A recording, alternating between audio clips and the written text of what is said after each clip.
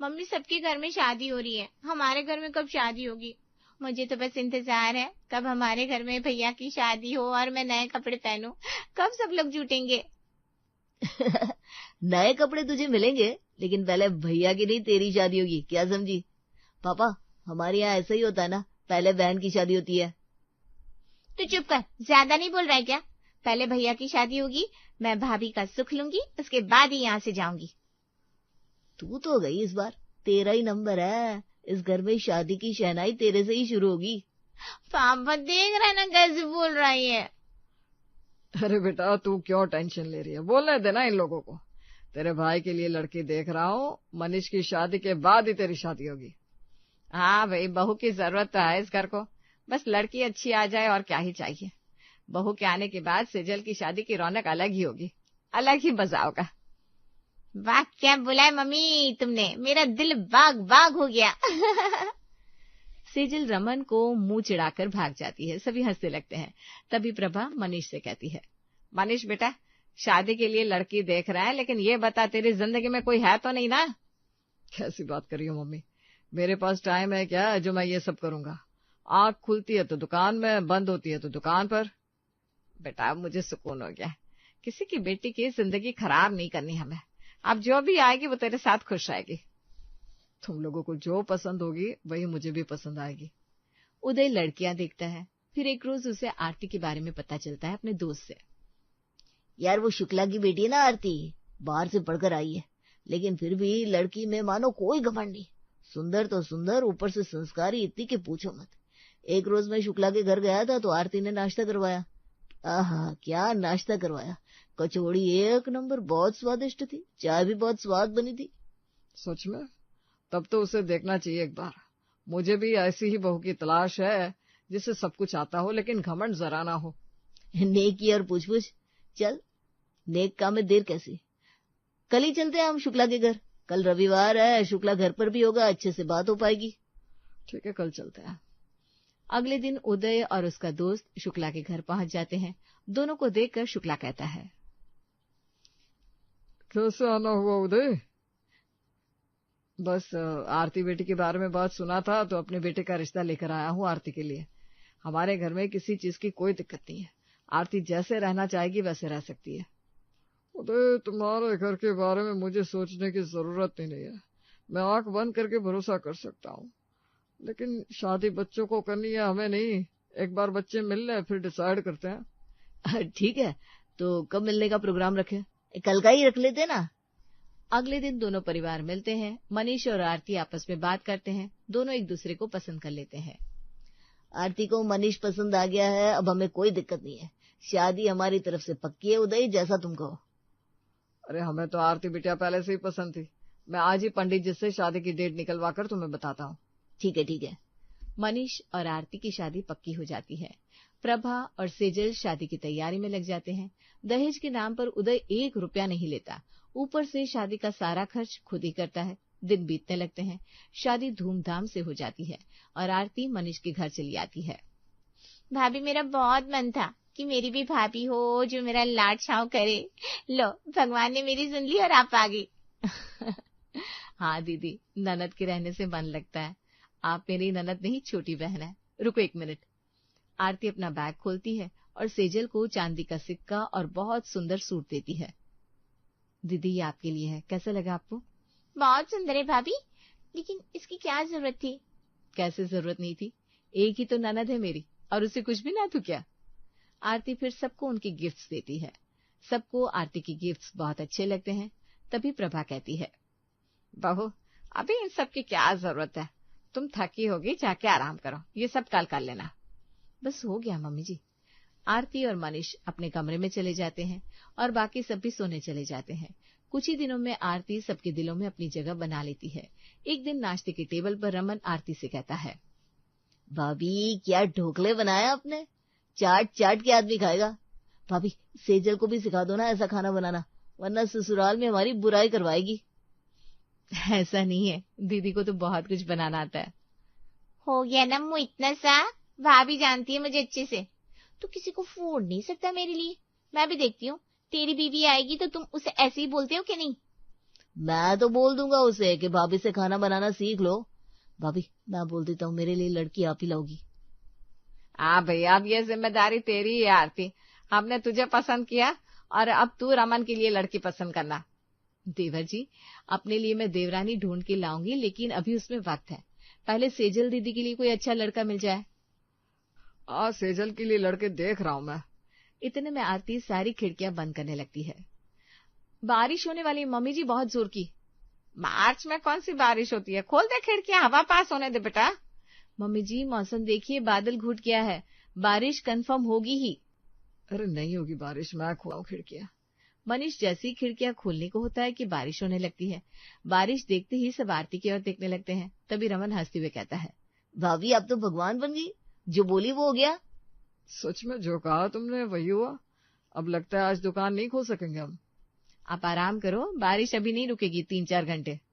अरे नहीं, बिना मौसम बारिश है, थोड़ी देर में बंद हो जाएगी। रमन और मनीष नाश्ता करके हॉल में ही बैठ जाते हैं, लेकिन 1 घंटे तक भी बारिश नहीं रुकने पर मनीष कहता है, आरती ने ठीक ही कहा था, मुझे लग रहा है बारिश अब नहीं रुकेगी। मैं चला कमरे में सोने रमन। मैं भी जा रहा हूँ अपने रूम में, दोस्तों से बातें करूंगा। तभी हंसते हुए सेजल कहती है, भाभी आपकी बोली लग जाती है, आप बोलो ना कि मुझे बहुत पैसे वाला राजकुमार मिल जाएगा। क्या दीदी आप भी। बारिश ठीक 3-4 घंटे तक होती रहती है और आज दोनों भाई दुकान नहीं खोलते। इधर आरती रसोई में मोबाइल देखते हुए खुद से बात करती है। वेदर रिपोर्ट एकदम सही था, बारिश हुई जमकर। तभी आरती अपने फेसबुक पर देखती है कि उसके एक फ्रेंड के हस्बैंड ने नए शॉप की ओपनिंग की है। दुकान तो अच्छी लग रही है, काफी हैवी कलेक्शन रखा है इसने। तभी सेजल वहां आकर कहती है, भाभी आज बाहर ही खाएंगे और मूवी देखने चलेंगे, आज भैया ने दुकान ही खुली है। अरे लेकिन दीदी। लेकिन कुछ नहीं, बड़ी मुश्किल से ऐसा हुआ है कि भैया ने दुकान ही खोली, वरना दुकान भैया की कलेजी का टुकड़ा है। ठीक है, तब खाना नहीं बनाऊंगी रात का। अभी कुछ भी मत बनाओ, हम दाल चावल नहीं खाने वाले, प्याज के पकौड़े और मैगी बना देना बस। एंजॉय करो ना मौसम को भाभी। ठीक है दीदी, आरती मन ही मन कहती है। जा तो रही है दीदी, लेकिन बाहर कुछ अच्छा खाने को मिलेगा तब ना। दोपहर में खा पीकर सभी मूवी के लिए निकल जाते हैं। मूवी खत्म होते ही जब सब बाहर आते हैं, सभी को भूख लगने लगती है। मुझे तो खाना खाना है। मुझे भी। मम्मी बगल में ही बहुत टेस्टी इडली और डोसे मिलते हैं, हम वहीं चलते हैं। हाँ मैंने भी सुना है। आरती से रहा नहीं जाता और वो कह पड़ती है, वहां कुछ नहीं मिलेगा खाने को, आज कम ही ठेले वाले ने दुकान लगाए होंगे। इससे तो अच्छा होगा कि हम वो सामने वाले होटल में ही चलते हैं। अरे वो होटल तो बहुत महंगा होगा, जब सस्ते में काम हो जाएगा तो पैसा ज्यादा क्यों लगा है? आज दुकान भी नहीं खोला हमने। उसका ठेला ना लगे ऐसा हो ही नहीं सकता, उसके यहाँ इडली खाने के लिए लाइन लगती है। हाँ भाई चलो वहीं चलते हैं। मनीष गाड़ी उसी ठेले की ओर बढ़ाता है और वहां पहुंच के देखता है ठेला नहीं लगा है। तभी रमन कहता है, क्या भाभी किस मुंह से बोलती हो आप, जब बोलती हो उल्टा बोलती हो और वही हो जाता है। ये सब छोड़ो, खाने का सोचो, कहाँ खाना है। चलो हॉल के सामने वाले होटल में ही चलते हैं, अब और कोई ऑप्शन तो है नहीं। वहां जाने में टाइम लगेगा, ऑलरेडी बहुत देर हो रही है। एक काम करते हैं, इससे अच्छा घर पर ही चलते हैं। नहीं, घर का खाना नहीं खाना, होटल चलेंगे हम। मनीष गाड़ी होटल की ओर ले जाता है और देखता है कि होटल बंद है। ये तो बंद है। क्या खाया है तुमने आरती? जो बोल रही हो वही सच हो रहा है, अब कुछ मत बोलना। अब कहीं नहीं जाना, सीधे घर चलो। इधर उधर करते करते दिमाग खराब हो गया। सब घर चले जाते हैं। फिर आरती सबके लिए पुलाव बना देती है, सब वही खाकर सो जाते हैं। अगले दिन सेजल प्रभा से कहती है, मम्मी मुझे सूट लेना है, यहाँ ना एक बहुत बड़ी दुकान खुली है, मुझे जैसा सूट चाहिए वैसा वहीं मिलेगा। ठीक है तो चली जा, लेकर आना। वैसे भी 2-4 ढंग के सूट होने चाहिए, देखा देखी में लगेगा ही। तुम भी चलो ना मम्मी, वैसे भी 2 आदमी रहे तो सही रहता है। ठीक है चलती हूँ, जा तू कपड़े बदल ले, मैं भी कपड़े बदल कर आती हूँ। प्रभा जैसे ही जाती है, आरती उसे रोकते हुए कहती है, आज वो दुकान बंद होगी मम्मी जी, बेकार में जाकर टाइम वेस्ट होगा आपका, और कुछ नहीं। इससे अच्छा कल चली जाना। भाभी दुकान खुली है, अभी नई दुकान खुली है, थोड़ी ना कोई बंद रखेगा, अभी उसे जमाना है। मम्मी जाओ तुम तैयार हो जाओ। सेजल आरती की पूरी बात सुने बिना ही प्रभा को लेकर बाजार निकल जाती है। जैसे ही दोनों दुकान पहुंचती है तो दुकान बंद मिलती है। गुस्से में चिड़चिड़ाकर सेजल कहती है, मम्मी भाभी ने आजकल जब भी मुंह खोलती है गलत ही बोलती है। अरे गुस्सा मत कर बेटा, कल आ जाना। इधर आरती खुद से कहती है, सेजल ने बात ही नहीं सुनी, मैंने अपडेट देखा था फेसबुक पर, दुकान बंद थी। अब सेजल को ऐसे ही आना पड़ेगा। इधर सेजल वापस आ जाती है। दिन इसी तरह बीतने लगते हैं। अब सब आरती को काली जुबान वाली समझने लगते हैं। फिर एक दिन उदय और दोनों भाई दुकान से जल्दी आ जाते हैं। अरे भाई, चाय नाश्ते का इंतजाम करो, मैं हाथ मुंह धोकर आ रहा हूं, ताकि फिर आईपीएल देखूंगा। आईपीएल आज है? नहीं पापा जी। भाभी अब कुछ मत बोलना, मेरी फेवरेट टीम ही जीतेगी आज।